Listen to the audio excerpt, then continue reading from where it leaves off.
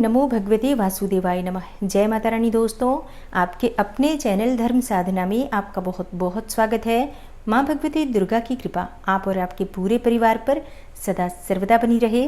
दोस्तों, आज की वीडियो में मैं आपको सुनाने वाली हूँ श्रावण मास के शुक्ल पक्ष की पुत्रदा एकादशी व्रत की कथा।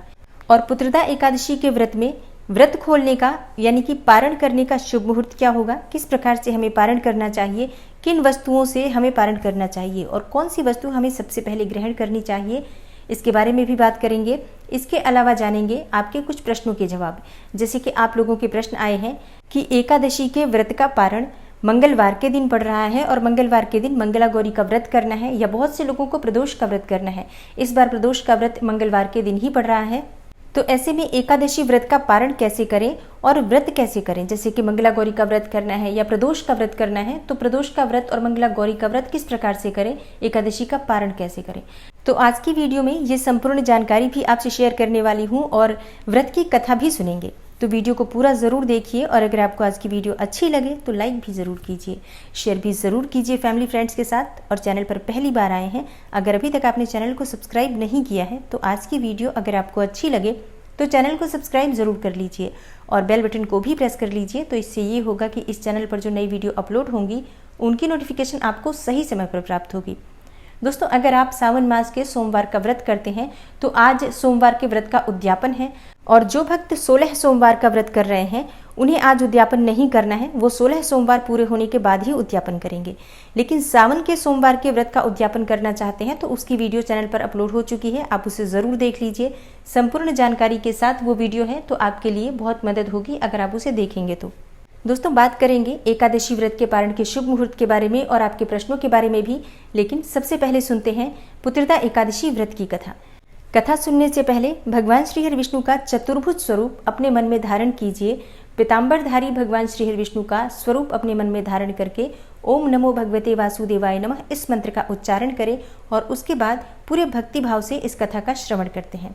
श्री युधिष्ठिर कहने लगे कि हे भगवान, श्रावण मास के शुक्ल पक्ष की एकादशी का नाम क्या है, व्रत करने की विधि क्या है तथा इसका महात्म्य क्या है, कृपा करके बताइए। युधिष्ठिर के इस प्रकार पूछने पर मधुसूदन कहने लगे कि इस एकादशी का नाम पुत्रदा एकादशी है और इस एकादशी के दिन भगवान जनार्दन की श्रद्धा पूर्वक पूजा की जाती है। भक्ति पूर्वक इस व्रत को धारण करने से और भगवान श्री हरि विष्णु की पूजा आराधना करने से सभी मनोकामनाओं की पूर्ति होती है और संतान प्राप्ति की इच्छा रखने वालों को यह व्रत अवश्य करना चाहिए। भगवान श्री कृष्ण ने कहा, हे पांडुपुत्र युधिष्ठिर, श्रावण शुक्ला एकादशी का नाम पुत्रदा है। मैं इसके बारे में एक प्राचीन कथा सुनाता हूँ जिसके पढ़ने और सुनने मात्र से वाजपेय यज्ञ का फल प्राप्त होता है। आप इस कथा को ध्यानपूर्वक सुनिए। द्वापर युग के आरंभ में महिष्मती नाम की एक नगरी थी जिसमें महिजित नाम का एक राजा राज्य करता था, लेकिन पुत्रहीन होने के कारण राजा को राज्य सुखदायक नहीं लगता था। उसका मानना था कि जिसके संतान न हो उसके लिए यह लोक और परलोक दोनों ही दुखदायक होते हैं। पुत्र सुख की प्राप्ति के लिए राजा ने अनेकों उपाय किए, परंतु राजा को पुत्र की प्राप्ति नहीं हुई। वृद्धावस्था आती देखकर राजा ने प्रजा के प्रतिनिधियों को बुलाया और कहा, हे प्रजाजनों, मेरे खजाने में अन्याय से उपार्जन किया हुआ कोई धन नहीं है। न मैंने कभी देवताओं तथा ब्राह्मणों का धन छीना है, किसी दूसरे की धरोहर भी मैंने नहीं ली। प्रजा को पुत्र के समान पालता रहा। मैं अपराधियों को पुत्र तथा बांधवों की तरह ही दंड देता रहा, कभी किसी से घृणा नहीं की, सबको समान माना है, सज्जनों की सदा पूजा करता हूँ। इस प्रकार धर्मयुक्त राज्य करते हुए भी मेरे पुत्र नहीं है, सो मैं अत्यंत दुख पा रहा हूँ। इसका क्या कारण है? राजा महिजित की इस बात को विचारने के लिए मंत्री तथा प्रजा के प्रतिनिधि वन को गए। वहां बड़े बड़े ऋषि मुनियों के दर्शन किए। राजा की उत्तम कामना की पूर्ति के लिए किसी श्रेष्ठ तपस्वी को मुनि देखते फिरते रहे। एक आश्रम में उन्होंने एक अत्यंत वयोवृद्ध, धर्म के ज्ञाता, बड़े तपस्वी, परमात्मा में मन लगाए हुए, निराहार, जितेंद्रिय, जितात्मा, जित क्रोध, सनातन धर्म के गूढ़ तत्वों को जानने वाले, समस्त शास्त्रों के ज्ञाता महात्मा लोमेश मुनि को देखा, जिनका कल्प के व्यतीत होने पर एक रोम गिरता था। तब उन सबने जाकर ऋषि को प्रणाम किया। उन लोगों को देखकर मुनि ने पूछा कि आप लोग यहाँ किस कारण से आए हैं? निस्संदेह मैं आप लोगों का हित करूंगा, क्योंकि मेरा जन्म केवल दूसरों के उपकार के लिए ही हुआ है, इसमें कोई संदेह नहीं है। लोमेश ऋषि के ऐसे वचन सुनकर सब लोग बोले, हे महर्षि, आप हमारी बात जानने में ब्रह्मा से भी अधिक समर्थ हैं, अतः आप हमारे इस संदेह को दूर कीजिए। महिष्मतीपुरी का धर्मात्मा राजा महिजित प्रजा का पुत्र के समान पालन करता है, फिर भी वह पुत्रहीन होने के कारण दुखी है। उन लोगों ने आगे कहा कि हम लोग उसकी प्रजा हैं, अतः उसके दुख से हम भी दुखी हैं। आपके दर्शन से हमें पूर्ण विश्वास है कि हमारा यह संकट दूर हो जाएगा, क्योंकि महान पुरुषों के दर्शन मात्र से अनेकों कष्ट दूर हो जाते हैं। अब आप कृपा करके राजा के पुत्र होने का उपाय बतलाइए। यह वार्ता सुनकर ऋषि ने थोड़ी देर के लिए अपने दोनों नेत्र बंद किए और राजा के पूर्व जन्म का वृतांत जानकर कहने लगे कि यह राजा पूर्व जन्म में एक निर्धन वैश्य था। निर्धन होने के कारण इसने कई बुरे कर्म भी किए। यह एक गांव से दूसरे गांव व्यापार करने जाया करता था।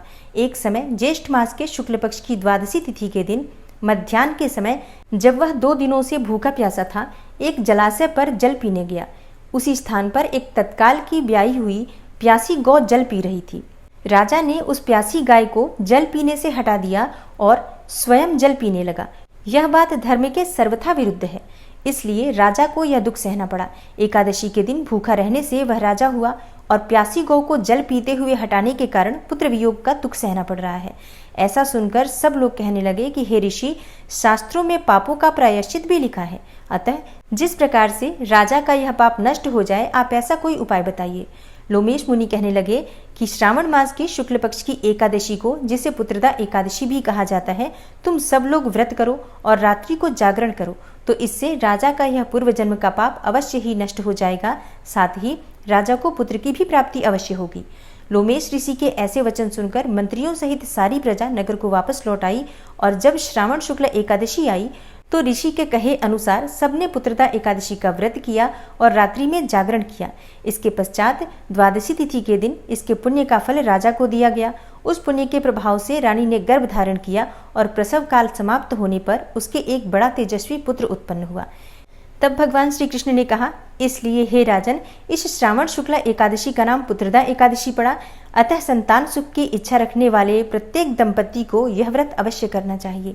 इसके महात्म्य को सुनने मात्र से ही मनुष्य सब पापों से मुक्त हो जाता है और इस लोक में धन, संतान आदि का सुख भोग कर परलोक में स्वर्ग को प्राप्त करता है। प्रेम से बोलिए, लक्ष्मी नारायण भगवान की जय, एकादशी माता की जय। जय जय श्री कृष्णा, जय श्री राधे। दोस्तों, श्रावण मास की शुक्ल पक्ष की एकादशी 8 अगस्त को है, सोमवार का दिन है।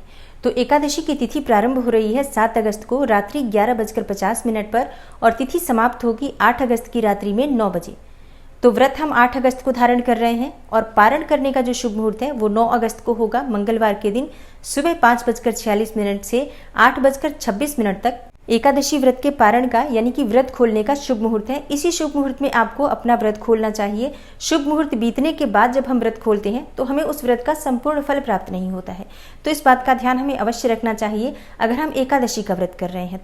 तो द्वादशी तिथि के दिन हमें प्रातःकाल जल्दी उठना चाहिए। स्नान इत्यादि करने के बाद भगवान सूर्यदेव को जल अर्पित करना चाहिए। उसके बाद भगवान श्री हरि विष्णु की, माँ लक्ष्मी की विधिवत पूजा आराधना करनी चाहिए। जैसे आपने एकादशी के दिन पूजा की थी, बिल्कुल उसी प्रकार से द्वादशी के दिन अपने पारण करने से पहले भगवान श्री हरि विष्णु की पूजा आराधना कीजिए। भोग प्रसाद उन्हें अर्पित कीजिए, पीले पुष्प अर्पित कीजिए। मतलब जो भी सामग्री आपके पास उपलब्ध हो उस सामग्री से भगवान श्री हरि विष्णु और माँ लक्ष्मी की विधिवत पूजा आराधना करनी चाहिए। उसके बाद शुभ मुहूर्त में सात्विक भोजन बनाकर ग्रहण करना चाहिए। भोजन में लहसुन प्याज नहीं होना चाहिए, मसूर की दाल नहीं होनी चाहिए, टमाटर नहीं होना चाहिए, मूली और बैंगन का प्रयोग भी बिल्कुल भूल से भी नहीं करना चाहिए एकादशी व्रत का पारण करते समय। तो बिल्कुल शुद्धता के साथ, सात्विकता के साथ आपको भोजन तैयार करना चाहिए और वो भोजन सबसे पहले भगवान श्री हरि विष्णु को भोग स्वरूप अर्पित करना चाहिए और इसके बाद आप स्वयं इसे प्रसाद स्वरूप ग्रहण कर सकते हैं। परिवार के सभी सदस्यों को भी इस भोग में से वितरित कर सकते हैं। और हाँ, एक बात का ध्यान रखिए, जो भी भोजन आप तैयार करते हैं अपने पारण के लिए, उसमें से गाय के लिए भोजन जरूर निकालना चाहिए। और अगर आपके घर के आसपास गाय हो तो आप अपने भोजन करने से पहले ही उसे भोजन करा दीजिए, उसके बाद आप स्वयं भोजन कर सकते हैं।